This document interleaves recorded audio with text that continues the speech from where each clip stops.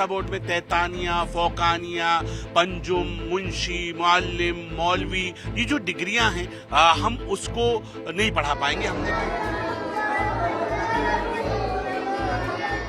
उत्तराखंड में अब मदरसों में ना पढ़ाया जाएगा मदरसे बोर्ड का सिलेबस और ना ही पढ़ाई जाएगी मदरसों में सारे दिन धार्मिक शिक्षा। क्या कुछ बदलने वाला है उत्तराखंड में मदरसों में? मेरे साथ ज्यादा जानकारी के लिए मौजूद हैं शादाब शम्स, जो वक्फ बोर्ड के चेयरमैन हैं। शादाब जी, क्या कुछ नया? उत्तराखंड देवभूमि है और देवभूमि के अंदर जो मॉडर्न मदरसा माननीय युवा मुख्यमंत्री पुष्कर सिंह धामी के नेतृत्व में वक्फ बोर्ड बनाने जा रहा है। वक्फ बोर्ड ने ये तय किया है कि हमारे 117 मदरसे हैं जिसकी प्रॉपर्टी के राइट्स हमारे पास हैं। उन तमाम मदरसों को हम उत्तराखंड शिक्षा परिषद में रजिस्टर्ड कराएंगे और इसलिए हम लोगों ने तय किया है, अपने वक्फ बोर्ड में पास करके ये बोर्ड ने निर्णय लिया है कि सारे मदरसे अब अपने आप को उत्तराखंड शिक्षा परिषद से रजिस्टर्ड कराएंगे। मुझे उम्मीद है कि जो उत्तराखंड का आम बच्चा पढ़ रहा है, वन नेशन वन एजुकेशन, जो उत्तराखंड का आम बच्चा पढ़ रहा है वो मेरे मदरसे का बच्चा भी वो एजुकेशन हासिल करे।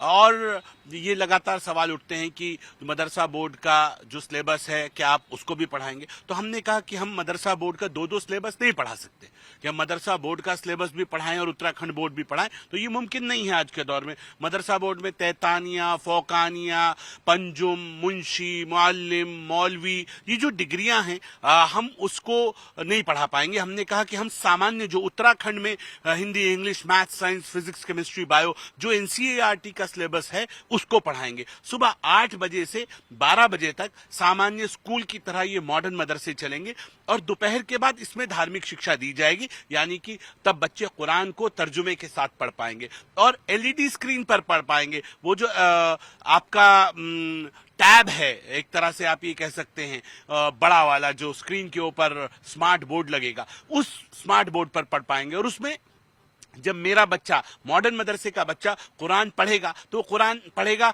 बिस्मिल्लाह अर्रहमान अर्रहीम, मैं प्रारंभ करता हूं उस परम पिता परमात्मा से जो बड़ा कृपालु और दयालु है। वो पढ़ेगा in the name of Allah the most beneficent and merciful. वो इंग्लिश भी पढ़ेगा, वो अरबी भी पढ़ेगा, वो संस्कृत भी पढ़ेगा, तो वो एक बेहतर इंसान बन पाएगा। हमारा मानना है कि मोहम्मद साहब ने जो पहली आयत नाजिल हुई थी वो थी इकरा, इकरा बिस्मि रब्बिकल लज़ी खलक, पढ़ो। और मोहम्मद साहब ने फरमाया पढ़ने के लिए अगर आपको इल्म हासिल करने के लिए चीन तक जाना पड़े तो जाओ, तो वहां कोई दीनी तालीम और दुनियावी तालीम नहीं होती। और हमें मदरसा बोर्ड अगर हमारे यहाँ नहीं पढ़ाया जाएगा तो मदरसा बोर्ड का कुरान से ताल्लुक नहीं है। मदरसा बोर्ड एक अलग बोर्ड है।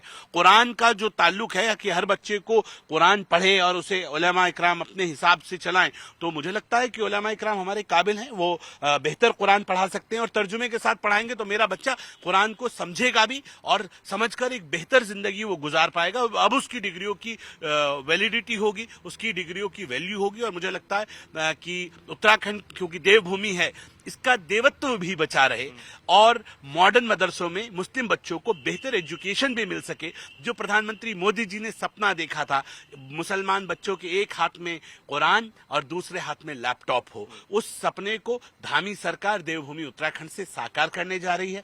इन तमाम जो मदरसे हैं, जो वक्फ बोर्ड के मदरसे हैं, सरकार के साथ मिलकर हम इनको बेहतर बनाएंगे और 50 मदरसों के लिए हमने सरकार के पास उनको मॉडर्न बनाने के लिए एप्लीकेशन मूव कर दिए। हमें उम्मीद है कि जल्द पॉजिटिव रिजल्ट्स हमें देखने के लिए मिलेंगे। दूसरा हमारा मानना यह है कि इन मॉडर्न मदरसों में, जिनका नाम हमने डॉक्टर एपीजे अब्दुल कलाम साहब के नाम पे रखा है, हमारा मानना है राष्ट्रवादी विचारधारा से ओतप्रोत ये मदरसे होंगे।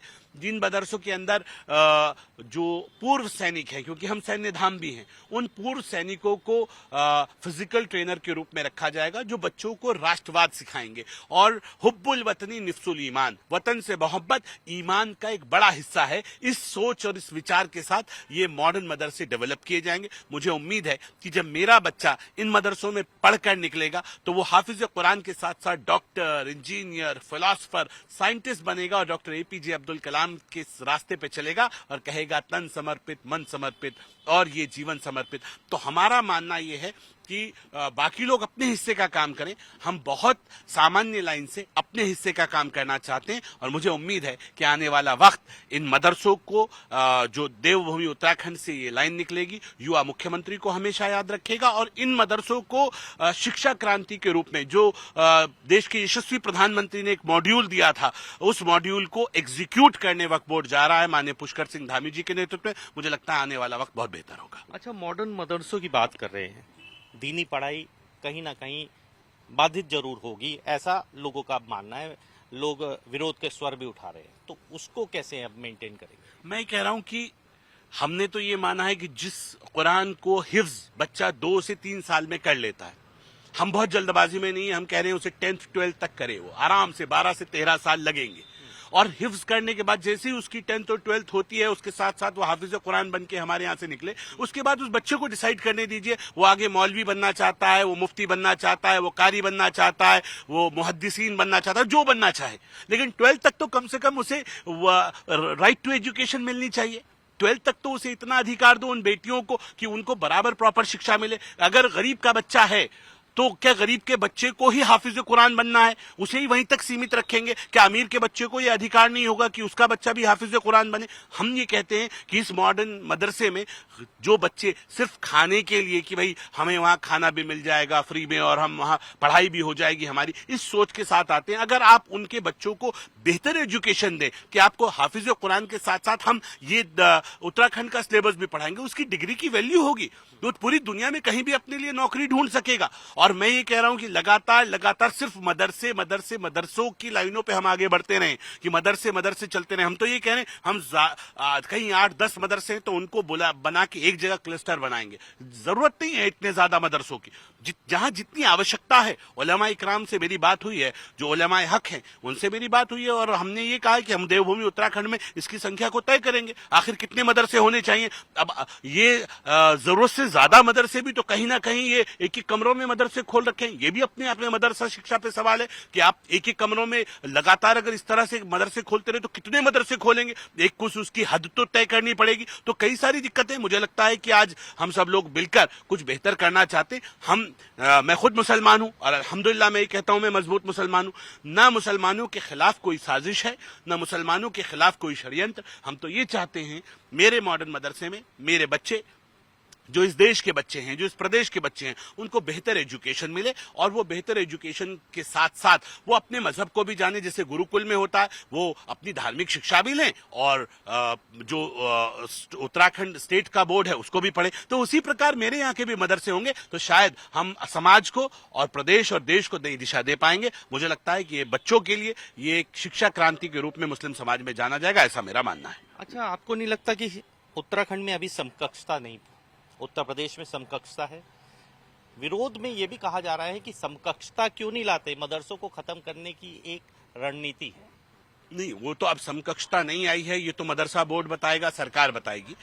लेकिन मैं भी ये चाहता हूं कि मदरसा बोर्ड को समकक्षता दे दी जाए और मदरसा बोर्ड को या तो समकक्षता दे दो, नहीं तो मदरसा बोर्ड को समाप्त कर दो। बच्चों के भविष्य के साथ खिलवाड़ क्यों कर रहे हैं? नहीं करना चाहिए। मदरसों के बच्चे भी तो बच्चे हैं ना, वो भी इसी देश के बच्चे हैं। और हमने कहा है, इसीलिए हम कह रहे हैं कि हमने तो इसलिए कहा कि हम एनसीईआरटी का सिलेबस पढ़ाएंगे, उत्तराखंड बोर्ड पढ़ाएंगे। हमारे कम से कम बच्चों को 12, 14, 15 साल पढ़ने के बाद उसकी डिग्री की वैल्यू तो हो, उसके पासपोर्ट पे अनपढ़ ना लिखा जाए। तो ये समाज के लिए बेहतर है, उस बच्चे के भविष्य के लिए बेहतर है। और जो सेकेंड हाफ में आफ्टर स्कूल जो पढ़ाई होगी, उस पढ़ाई के अंदर हम तो ये चाहते हैं कि मेरा बच्चा अरबिक भी सीखे, मेरा बच्चा कुरान का दर्स भी ले और तमाम लाइनों को पढ़े। और हमारे पास वो काबिल उलेमा हैं जो सेकेंड हाफ में भी बच्चों को बहुत बेहतरीन तालीम दे सकते हैं। और मेरा मानना है कि ये बड़ा एक्सपेरिमेंट देश के अंदर होगा और ये कामयाब एक्सपेरिमेंट होगा। मुझे उम्मीद है आने वाला वक्त अगर हमें विश्व गुरु बनना है तो ये जो शोषित, वंचित, पिछड़ा समाज, मुस्लिम समाज रह गया है, इसे मुख्य धारा में, मेन स्ट्रीम में जोड़ने के लिए ये मॉडर्न मदरसे एक बड़ा रोल प्ले करेंगे। अच्छा, मॉडर्न मदरसे में आरोप ये भी लग रहे हैं कि मॉडर्न मदरसे में जो दीनी पढ़ाई है, जिसमें तकरीबन 6 घंटे लगते हैं, बच्चों के पास समय नहीं रहेगा मॉडर्न मदरसों में दीनी पढ़ाई पढ़ने का, इसके ऊपर भी विरोध शुरू हो गया है। इस पर आपका क्या मानना है? वो 6 घंटे कैसे माने जाएंगे? मैं ये कह रहा हूँ कि इतने 6 घंटे, 8 घंटे, 14 घंटे छोटे छोटे बच्चों को पढ़ा रहे हो। अब तो एनसीईआरटी का जो नया पाठ्यक्रम है उसमें कह रहे बच्चों को ज्यादा नहीं पढ़ाना है भाई, कम पढ़ाना है। तो इसीलिए हमने कहा कि नहीं पढ़ाना ना ज्यादा, थोड़ा पढ़ाएंगे, बच्चे को तर्जुमे के साथ कुरान सिखाएंगे और वो 12-13 साल जो 3 साल का सिलेबस है, हम तो मान रहे हैं इसे 3 साल के सिलेबस को हम 10th और 10th और 12th तक लेके जाएंगे, हम जल्दबाजी में नहीं है। अगर उसके बाद वो चाहे कि मैं बड़ा कारी, मौलवी, मुफ्ती बनना चाहता हूं, तो वो फिर कहीं भी बड़े इंस्टीट्यूशन में जा सकता है, लेकिन कम से कम 12th तक तो उसे पढ़ना ही चाहिए, उसका अधिकार है ये। और उसके बाद लेट द चाइल्ड डिसाइड कि उसे कहां जाना है। तो पहले उसमें 117 मदरसे, उसमें एनसीईआरटी की बुक्स वगैरह लागू हो चुकी हैं। जी नहीं, अभी तो हमारा जो स्टार्ट किया है हमने, मॉडर्न मदरसा जो पहला है वो सिंबल के रूप में बन के तैयार हो गया है और रजिस्ट्रेशन की प्रक्रिया चल रही है। सरकार से माननीय सचिव साहब को भी ये अनुरोध किया जा चुका है कि हमारे मदरसों को आप अप्रूवल दे दें। शिक्षा बोर्ड की तरफ से सारी कमेटियों को भी सीओ वक्फ बोर्ड की तरफ से लेटर जारी किया जा चुका है कि आप लोग सब रजिस्ट्रेशन के लिए अप्लाई कर दें। माननीय शिक्षा मंत्री जी से भी वार्ता हो रही है, माननीय मुख्यमंत्री जी से भी वार्ता हो रही है। जल्द ही हम बहुत पॉजिटिव हैं। माननीय मुख्यमंत्री से मेरी वार्ता हुई है, माननीय मुख्यमंत्री भी बहुत पॉजिटिव हैं कि ये एक नया एक्सपेरिमेंट होगा। ये देवभूमि उत्तराखंड है, मुझे लगता है देवभूमि उत्तराखंड के अंदर ये एक्सपेरिमेंट कामयाब एक्सपेरिमेंट होगा, ये मेरा मानना है। अच्छा, एक मुस्लिम माता पिताओं का क्या मानना है कि बच्चों को ये पढ़ना चाहिए? आपकी भी बात हो रही हुई, रजिस्ट्रेशन को लेकर कैसे रिस्पॉन्स आ रहा है? जितना अभी तक हमारे पास नॉलेज है या जितना हमने थोड़ा बहुत पता कराने की कोशिश की, आसपास के जितने मदरसे हैं, जब उन बच्चों से बात की जाती है तो बच्चे बहुत पॉजिटिव हैं। बच्चों को लगता है कि अब हमें उस मदरसे से निकालकर एक बेहतर मदरसे में बिठाया जाएगा, जहां बच्चे नीचे बैठ के पढ़ते हैं, जहां सिर्फ और सिर्फ कुरान का दर्स दिया जाता है। जब उन बच्चों को अच्छे स्कूल, अच्छा फर्नीचर, अच्छे फैसिलिटीज मिलेंगी तो मुझे लगता है उनका वे ऑफ लिविंग भी बेहतर होगा।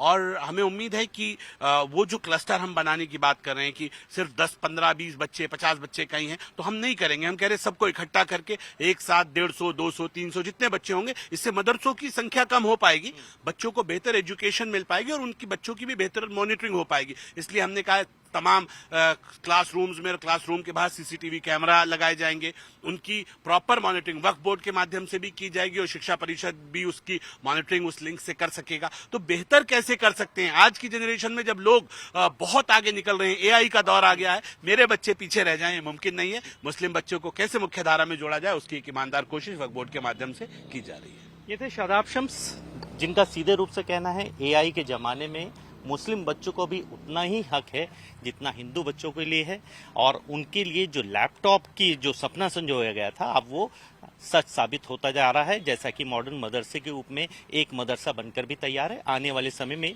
देखने वाली बात ये होगी कि मॉडर्न मदरसा किस हद तक बच्चों को शिक्षा दे पाता है।